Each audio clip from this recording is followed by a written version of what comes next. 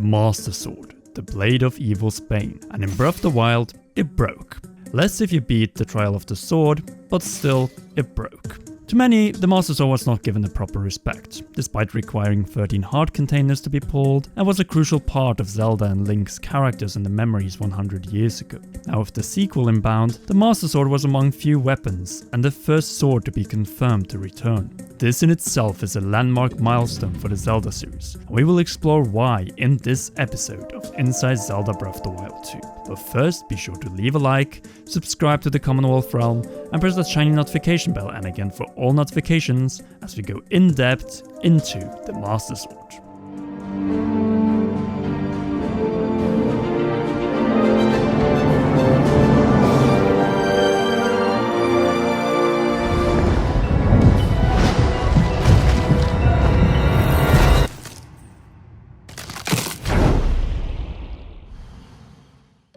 Hello everyone and welcome back to the Commonwealth Realm. I'm Conrad and I want to begin by saying that the return of the Master Sword with the same Link in the Zelda sequel is historic, as it has never happened before. Not only that, it is the first time that both Ganondorf and the Master Sword are part of a direct Zelda sequel with the same Link and Zelda. Naturally, this is tied to the fact that in all past games the Master Sword was returned after beating the mice, Ganondorf, Ganon, to its pedestal, to wait for the next hero who would have to face the reincarnating curse of the mice. Even so, in Breath of the Wild the Master Sword wasn't returned to its pedestal after Calamity and Dark Beast Ganon were defeated and sealed away, as these two were only the peak manifestation of malice, created and produced by none else than the true source of malice itself, Ganondorf, and through him Demise's curse. In other words, Breath of the Wild was the only introduction to challenging Ganondorf, and in a way another example of challenging and breaking established Zelda conventions. The main goal of Breath of the Wild, since producer Eiji Aonuma announced it back in January 2013, a development style which it appears the sequel is embracing even harder than the durability of the Master Sword in Breath of the Wild. Which brings up the question, what is the purpose of the Master Sword in Breath of the Wild 2? Everything. As the Master Sword, despite being nothing more than a powerful weapon against malice in the main game and one of the most powerful weapons altogether after beating the Trial of the Sword, played less of a significance to the story in Breath of the Wild than in previous Zelda titles. As for the first time in a Zelda game, pulling the Master Sword wasn't required to continue the plot, but only to get the true post-credit ending with Link and Zelda leading into Breath of the Wild 2. This is naturally unprecedented. Since A Link to the Past, when the Master Sword was first introduced, the Blade of Evil's Bane has acted as a barrier between you and the more advanced areas, dungeons and quests in the later parts of the game. In A Link to the Past it was the Dark World, in A Link Between Worlds it was Lorule, in Ocarina of Time it was the adult era Ganondorf controlled Hyrule, in The Wind Waker it was the Temples of Earth and Wind, and in Twilight Princess it was breaking once and for all the barrier of Twilight. Now it's true that Skyward Sword didn't offer any new worlds or areas after getting the true Master Sword, but instead the background story of forging the sword was the main plot of that game, starting with the Goddess Sword, which was forged by none other than Goddess Hylia herself, and who also created Fi, the spirit within the sword.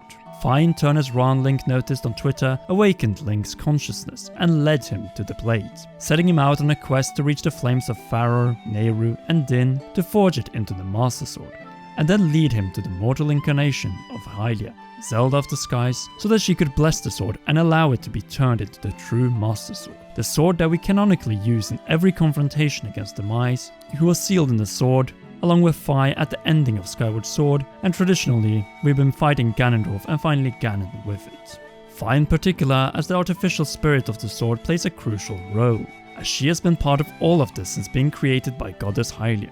Through the forging of the Master Sword, all the adventures of the spirit of the hero, or if you prefer the different Links, to Champion Link, and called to its current master when he was critically wounded, and at the same time to Princess Zelda, who could hear this call, a sound that she claimed she no longer could hear in the true ending to Breath of the Wild, which is likely to return based on what happened in that cave in the reveal trailer of Breath of the Wild sequel. And that is the briefest summary of history and lore that we can give to the Master Sword and Fi going into Breath of the Wild 2. On top of all of this, it has been rumored that the Master Sword may also be partially forged from time shift, or the correct term, space-time stones, due to its time-bending attributes. Perhaps these, with the theorized Gate of Time, will play a role, but with the Master Sword back for the sequel, it is bound to act differently. So for the rest of this video, along with exploring more of Fi's role in Breath of the Wild sequel, we'll also go through different Master Sword scenarios on the way to Ganondorf and the ultimate confrontation. The first one of these is that things will remain the same, but we will see the return of Fi, who will inform Link and Zelda of Demise's curse and join them in their quest to once and for all free Hyrule from it. After all, the purpose of the Master Sword is to crush evil, but throughout the series, that evil has primarily been Demise and Ganondorf Ganon. In many ways, the returning of the Master Sword to the pedestal ritual was introduced in Skyward Sword, as Fi knew this was not the end, but only the beginning of what appeared at the time to be an endless curse. Since as Demise stated himself when casting the curse, his hate never perishes. It is reborn in a cycle with no end, and that it would rise again as long as the blood of the goddess and the spirit of the hero were around. These requirements will no doubt play a crucial role in Breath of the Wild 2 if Fi returns, either in the sword or as the artificial spirit that could jump out of the Master Sword. Fi decides much about the plot potential of the Master Sword, especially after the green hand fused with Link's right hand. Naturally, this could go two ways. Either we continue using the sword as before in the right hand and perhaps with dealing even more damage through that special power, much like with the Barbarian set, or the green hand of likely Zonai origin might make the Master Sword unusable the way we and Link have been used to wield it in Breath of the Wild. Say that we will greatly struggle to use the sword as we will have to learn through trial and error and slowly master wielding it with the left hand. This might mark for the sword gradually becoming more and more useful as we progress in the game, all the way to the point we were when we first confronted the sealed Ganondorf. And then who knows, we might go even further beyond with new upgrades and possibly new forms to the Blade of Evil's Bane. And before you state that is ludicrous, you don't have to look further back than A Link to the Past and much more recently A Link Between Worlds to eat those words. Let's face it, Breath of the Wild was the amalgamation of the entire Zelda franchise, with elements from all of the series' 4 timeline branches: Unified, Downfall, Adult, and most of all Child. Under these circumstances, why shouldn't the Master Sword follow suit and be upgraded to new forms and shapes as both gameplay mechanic and perhaps more fittingly plot twist, as seen multiple times throughout the Xenoblade series? After all, Monolith Soft helped the Zelda team create the open air of Hyrule in Breath of the Wild, and are now helping out with the development of its sequel. Who's to say if Rex Salvage's set will be the only Monolith Soft asset or idea that makes it into Breath of the Wild and its sequel? To anyone confused right now, listen closely. All we're hinting at is that the Master Sword already has the characteristics of the Monado and the Aegis that we found in Xenoblade, and it was created through multiple transformations from the Goddess Sword in Skyward Sword. Then perhaps there could be more forms added in Breath of the Wild 2 on top of the upgrades we saw in the Trial of the Sword. Say, at a crucial point in the game that the Master Sword transforms to assist Link, much like in Xenoblade Chronicles 1 and 2 for Shulk and Rex. That would be great, and could mark for a massive turning point and plot twist that will once again challenge the rather stiff Master Sword that has only had its convention and the final shape challenge in the Downfall timeline to this point. Thus, the Master Sword with or without Fi could become the Zelda team's tool of numerous plot twists on the way to Ganondorf. And when we think about it, this wouldn't be the first time the Master Sword has been used for a plot twist. Ocarina of Time with the time jump, and the Wind Waker with the sword not being powered when facing Ganondorf face to face for the first time are just 2 examples. So it wouldn't be something completely left field for the Zelda series. The more we think of it, a transformation of the Master Sword might be the key to challenging not only the resurrected Ganondorf, but also Demise's eternal curse itself without Zelda of the Wild sacrificing herself for the future of Hyrule and the Hylians.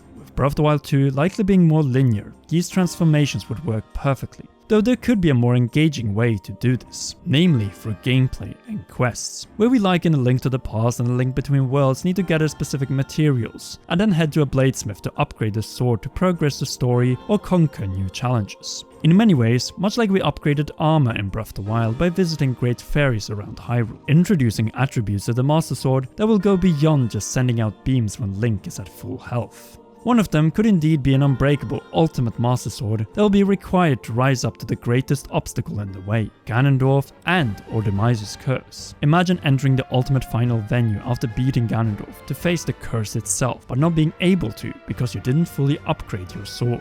That would be a big bummer, but also a reminder that the freedom we were granted in Breath of the Wild should also come with the responsibility to prepare for the confrontations ahead. Calamity Ganon and Dark Beast Ganon didn't require too much preparation. The sequel should at least demand to prepare your Master Sword properly. As you have realized by now, the potential of the Master Sword is massive in Breath of the Wild sequel when it comes to its lore, story, and gameplay. The lore can build back to all the past Links who have wielded the Blade of Evil's Bane before Link.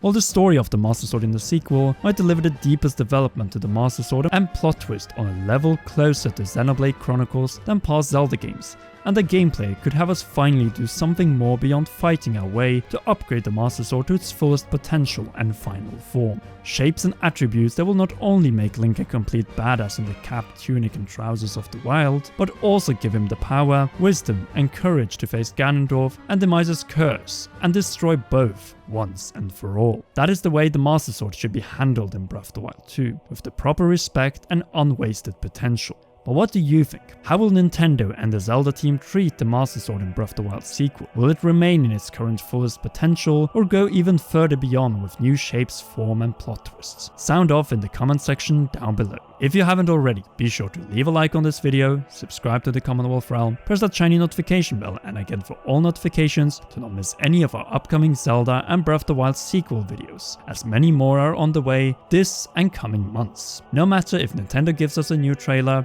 direct or not. The path may be long, and that is why we need more of you to join our patrons on patreon.com/commonrealm or by pressing the join button here on YouTube to become a member. But hey, a brand new show is launching on the channel this week, so it will be all worth it. Finally, to all of you, thanks for watching, and if you're hungry for more, then why not check out one or both of these two awesome videos.